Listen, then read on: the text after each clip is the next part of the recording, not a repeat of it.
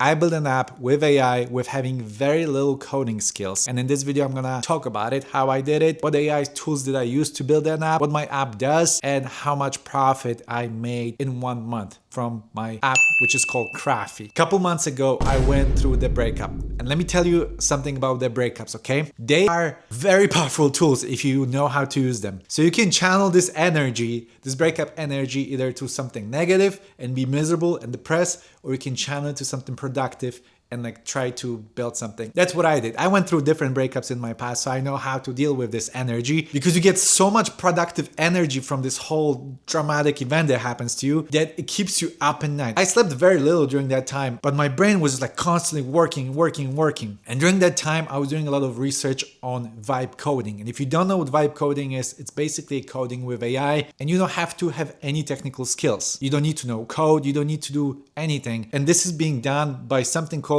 AI agents. So there's a lot of AI agents right now. There's Claude, there's ChatGPT, there is Gemini, or you can use Cursor, which is the AI tool that I use, which kind of includes all of them. And you can switch whichever you want to use. And Cursor is a brilliant app because it has access to the whole folder, to the whole infrastructure. So it sees everything that you're building. It sees all the files, all the documents. It can edit the code. It can build the code. So that way it always has context what you're working on. Even once you launch the app, you can launch it locally in a local browser, and you can pinpoint elements that you want to edit. So you can do anything with AI agents. People are saying that we are in the AI bubble.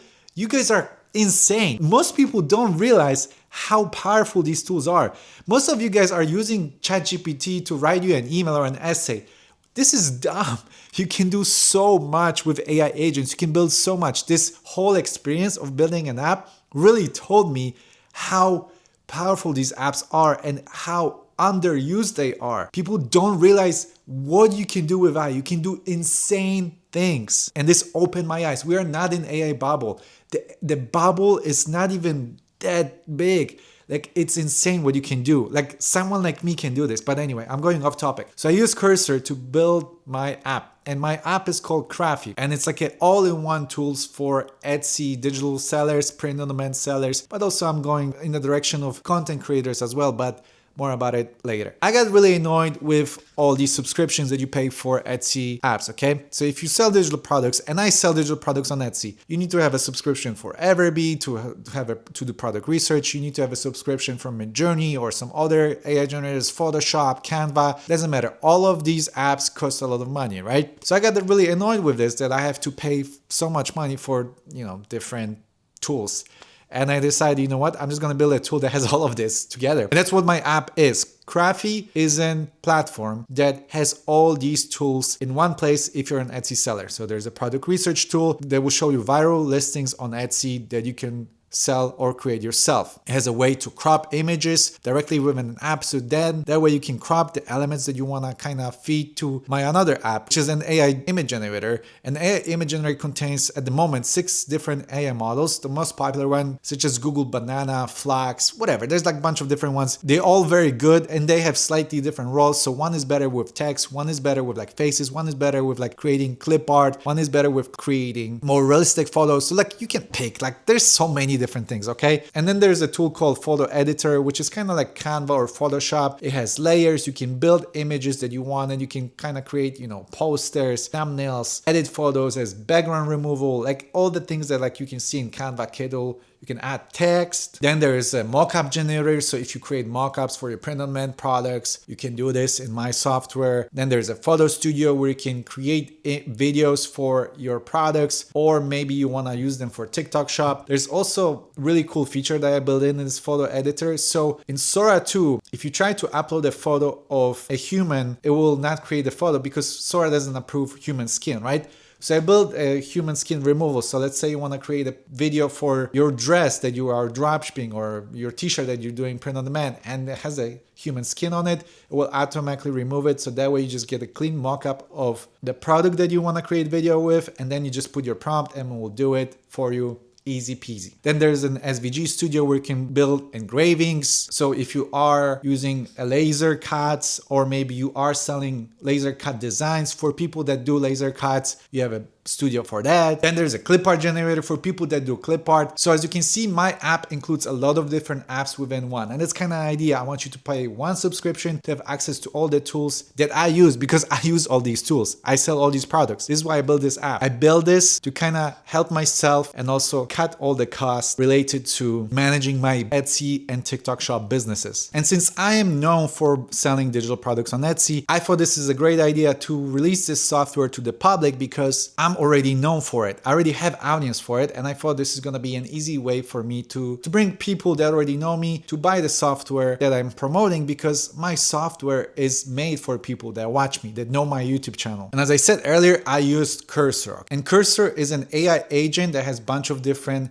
AI models to pick and choose from. And I'm gonna tell you my personal favorite AI agent at the moment, because they switch over the time. But my personal AI agent at the moment is ChatGPT Codex 5.2. I think that's the name. That's the one I'm using the most, but I'm also using Sonnet 4.5, and that's pretty much it. And I use those two interchangeably. And if you start building any apps using AI agents, I'm gonna tell you the biggest tip right now. This is something that I didn't know. Start small, okay? Do not start with big tasks. Do not tell it that you want to build this massive app. The way I built my thing is I started with one feature only, which was the AI image generator. So I tell it, I want this website. I want it to have an AI image generator. Come up with the plan to build this. Oh, let me give you another tip. So right now, Cursor has these different modes that you can pick from. So there's like a agent mode, ask mode, plan mode, and debug mode. So the agent mode is the one that like you build something, okay? That's probably the one that you're gonna use the most. Then there's an ask mode. So use that one only if you're trying to ask a question about something, because that one takes less tokens than like the agent mode, because agent mode takes action. Ask mode is just answering your question. But then if you try to build an app from the scratch,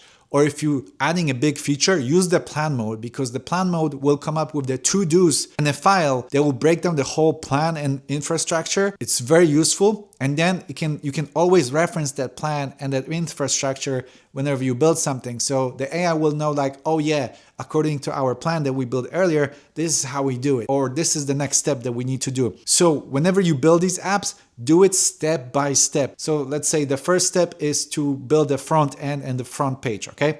Let's say that's the first one. And then you go with the back end, or maybe you should actually start with the back end first and then with the front end. It doesn't matter. Like, go step by step. Do not tell it, build me an app that does this and hope it for the best. It's not gonna work. You literally have to start with small steps. So start with the back end, front end, then come up with the API connections, then do like somewhere that you can store database, then come up with the cloud. Like, do all these steps together, and AI will tell you this. If you use the plan mode, it will come up with all these steps that I'm talking about right now. It will literally do this. And I know this because that's how I build my app, okay?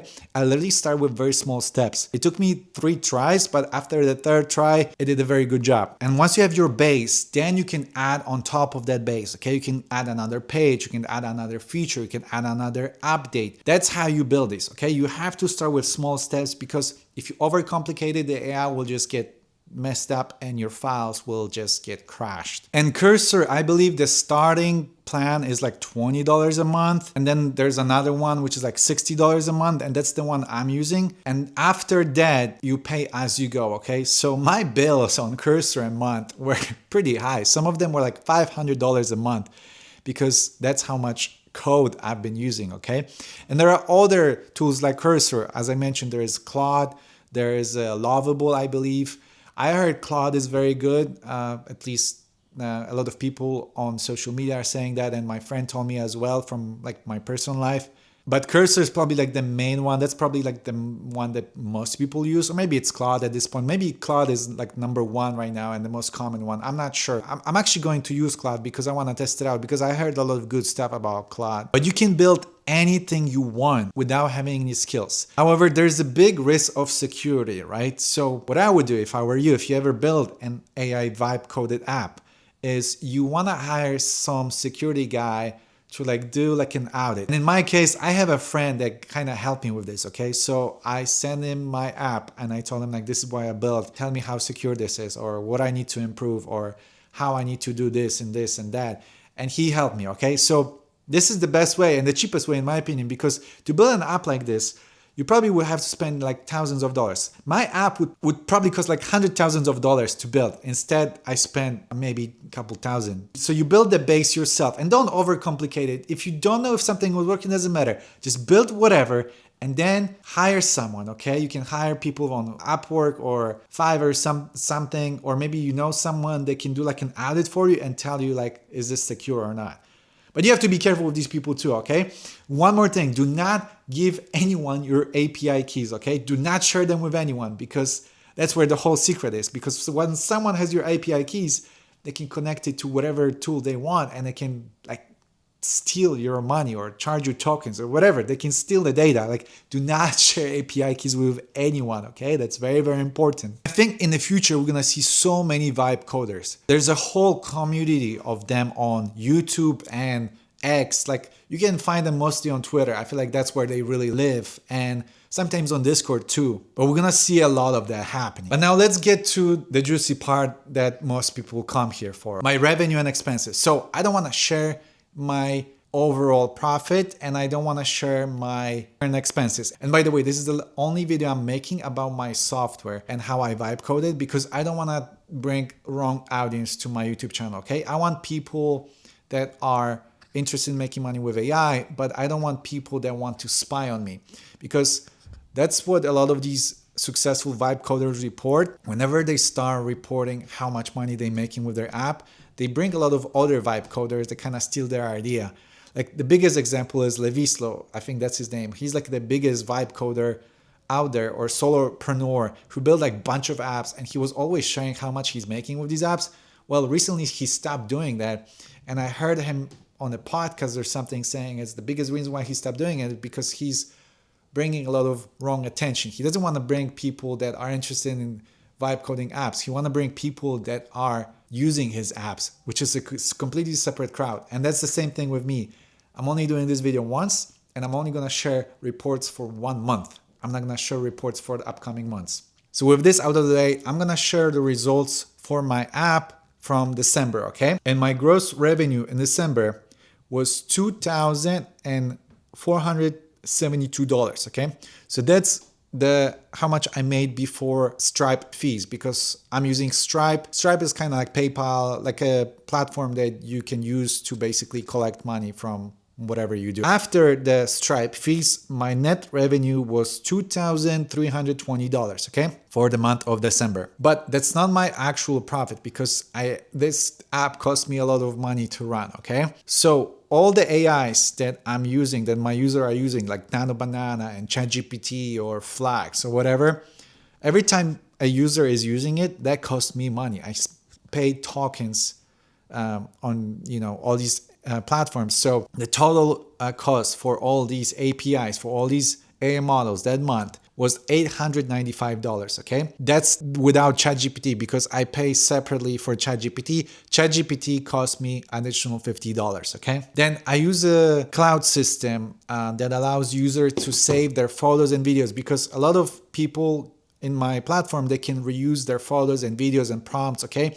And these things have to be stored somewhere. So I'm using this service where people can save like all their pictures, images, and prompts, and that costs me about $100 a month, okay, approximately. It depends on how much images and videos are being uploaded, but that costs $100. Then hosting the app itself and like the database, that cost me $50 a month. And the amount I spent on Cursor, which is the AI agent I used to build it, in the month of December, it was actually not that high. It was only $300, okay? And then marketing, I don't run any ads. I just use my YouTube channel to promote this app. So everything is organic. So I didn't spend any money on ads or marketing or anything like that. So now the total cost for the month of December was $1,395. And if we subtract that from my net profit, my actual net profit was $925. So that's how much I made in the month of December. So it's not that much from a software. But that's just 1 month. And I can tell you that January has been a way better month for me than December. I got way much more customers because I started recruiting affiliates. And let me tell you, the power of affiliates, damn, these people can really print. And you have to treat them very well. And I do think I treat my affiliates very well. I give them commission, plus I pay them special brand deals, because I think that like, instead of paying money on ads that I'm not sure they're gonna work, I'd rather put that money to an affiliate that I know it's gonna work. I know they have a target audience that I'm looking for, and I'd rather pay them than like, risk it for the biscuit. But again, this is the only video I'm doing about my AI software. I'm not gonna do more videos about it. So if you really like this, save it and like this video, okay? And if you wanna see more content about AI vibe coding, that's fine. I can do AI vibe coding videos, but I'm not gonna do AI vibe coding about Crafy, okay? This was the only video you're gonna see. And if you wanna use Crafy, I'm gonna give you a discount code that you can see right here on the screen. It's gonna give you 20% off for the first month if you want to try it out. There's a free plan as well, so you can see it if you like it. It's again mostly dedicated for people that sell on Etsy or produce digital products, but it's gonna move on to other platforms as well, because the idea of Crafy is to have one subscription for a bunch of different tools. It's gonna be like a marketplace of different apps that will help you make money with digital products, print-on-demand products, drop shipping, or making content. And that's kind of the direction I'm going with. That's all I have for you today. I hope you enjoyed this. I will see you next time. Bye-bye.